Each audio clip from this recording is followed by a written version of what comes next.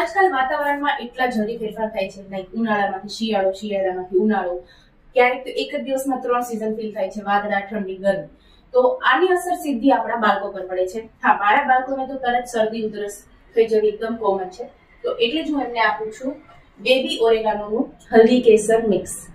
તો સ્વાદમાં તો એટલી સરસ છે, પ્લસ આમાં નો રિફાઇન્ડ સુગર, 8+ આયુર્વેદિક હર્બ્સ છે અને ઓવરઓલ હેલ્થ પણ ઇમ્પ્રૂવ કરે છે અને ડિફરન્ટ ફ્લેવર હોય છે.